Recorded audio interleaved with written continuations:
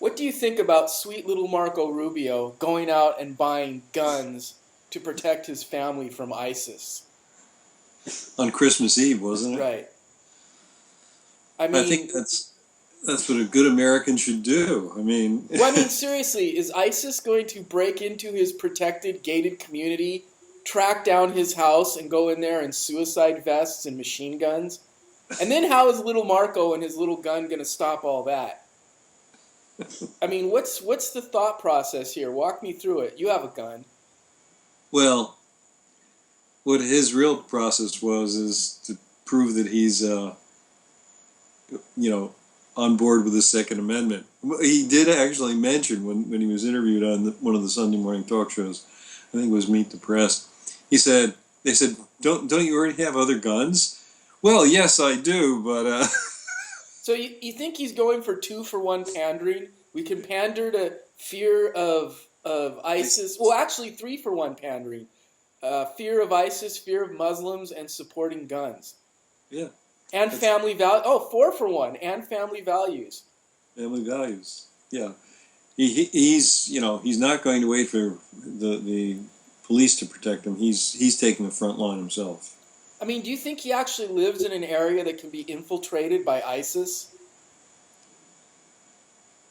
I would highly doubt it. I mean, as I mean, I don't know that he lives in a gated community, but I would bet you Do you 10 think to 1 he lives in. anyone is going, F yeah, Marco, you show him. You buy guns and protect yourself from ISIS, dude. Yeah, go Marco.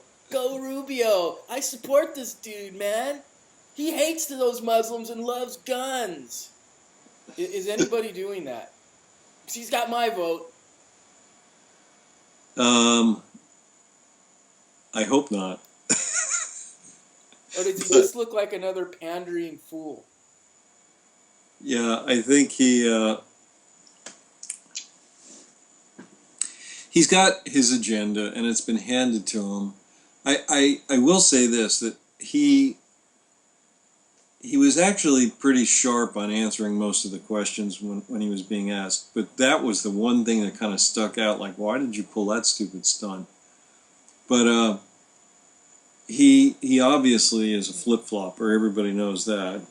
He he pissed off the Ducati because he said that he would work on some sort of amnesty plan, and so now he thinks the Ducati thinks his candidacy's over because all of his followers don't want that. Yeah, Well, but now little Marco, sweet little Marco is saying that, if anybody comes through, illegally and they do anything wrong, he's sending them right to Guantanamo and waterboarding the heck out of them.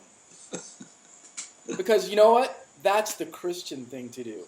we have to find out what they know. Isn't that what he said? Yeah, we have to find out everything they know. Well, I personally don't have a problem with waterboarding people who come here to kill Americans, but that's just me. Um, yeah, I think he's not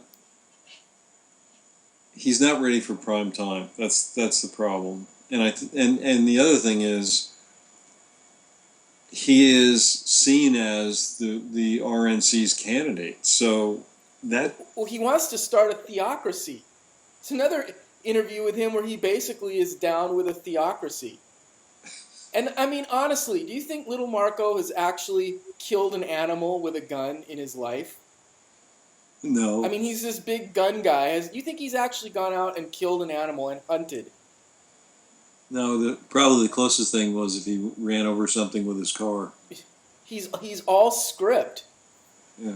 And what's your opinion? Do you think he's blowing, like, this is going to be it? He's not going to have another run. He's shooting himself in the foot so hard because he's not going to get the nomination. You know, I think the Republican Party is at a very interesting crossroads here.